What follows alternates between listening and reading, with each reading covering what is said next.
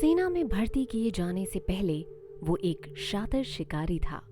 जंगलों में टर्की का शिकार करते हुए वो जवान हुआ था। जब युद्ध के मैदान में उसे सैकड़ों जर्मन सैनिकों ने घेर लिया, तब उसके अंदर का चालाक और खूंखार शिकारी जाग उठा और उसने एक एक कर दुश्मनों का कत्लेआम मचाना शुरू कर दिया। उस शख्स का नाम था सार्जेंट एल्विन यॉर्क और उसे पहले विश्व युद्ध के सबसे मशहूर सैनिकों में शामिल किया जाता है।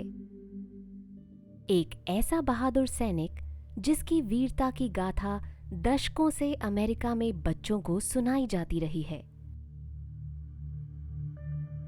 एल्विन का जन्म 1887 में अमेरिका के टेनेसी राज्य के एक पहाड़ी कस्बे पॉल मॉल में हुआ था। उसकी परवरिश बेहद धार्मिक माहौल में हुई थी। इसी वजह से उसने यूएस आर्मी में अर्जी दी कि उसे जंग के मैदान में न भेजा जाए। एल्विन ने कहा कि उसकी धार्मिक मान्यताएं उसे हिंसा करने की इजाजत नहीं देती, लेकिन सेना ने उसकी रिक्वेस्ट ठुकरा दी। आखिरकार मई 1918 को एल्विन अमेरिकी सेना के 82nd डिवीजन के साथ फ्रांस पहुंचा। तब फ्रांस के ग्रैंड ईस्ट रीजन में मूस रिवर और आगन फॉरेस्ट इलाके में एलीट फोर्सेस और जर्मनी के बीच कई दिनों से जबरदस्त संघर्ष जारी था। वो 8 अक्टूबर 1918 की तारीख थी, जब अमेरिकी सेना के इतिहास में पराक्रम का एक नाकाबिले फरामोश चैप्टर जुड़ा, जिसका हीरो एल्विन यॉर्क था। जंग के बीच में एल्विन और 17 अन्य अमेरिकी सैनिकों ने जर्मन रेजिमेंट के कुछ सैनिकों को धर दबोचा।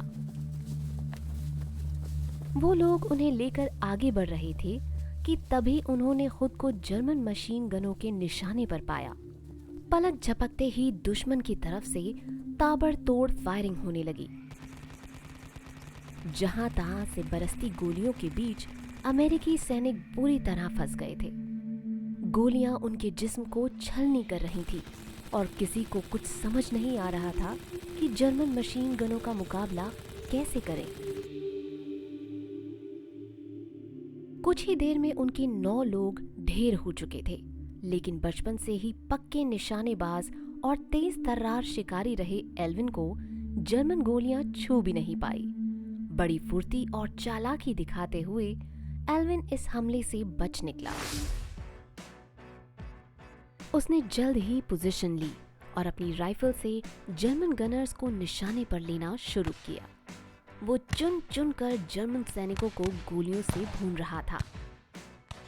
एल्विन का अचूक निशाना देखकर जर्मन भी हैरान थे और जिस तरह से वो उन्हें चकमा दे रहा था, उससे वो लोग झुंझुला भी गए थे।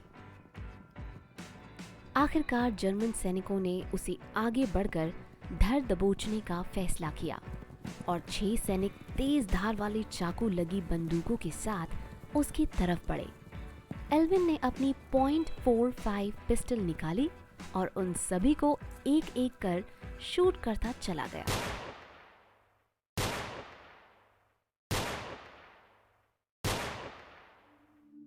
बचे हुए जर्मन सैनिक उसके आगे सरेंडर करने के लिए मजबूर हो गए।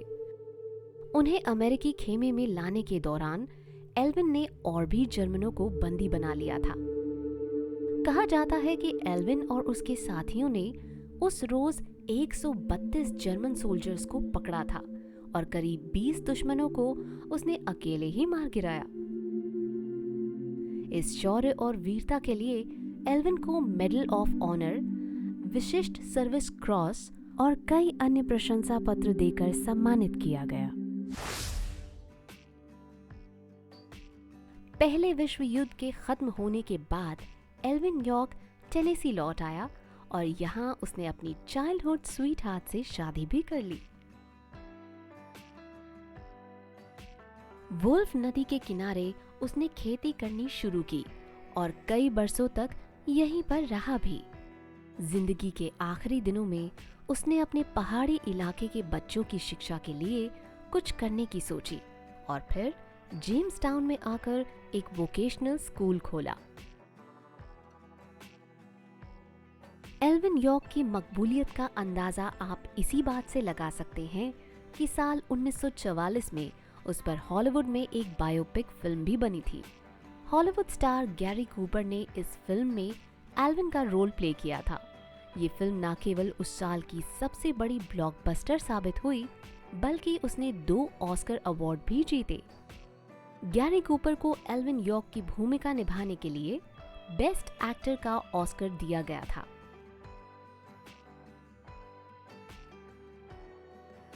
दो सितंबर 1964 को नाशविल में एल्विन यॉर्क ने आखिरी सांस ली। वो अपने पीछे भरा पूरा परिवार और बहादुरी की एक अनोखी मिसाल छोड़कर गए थे, जिसने बरसों तक युवाओं को प्रेरित किया।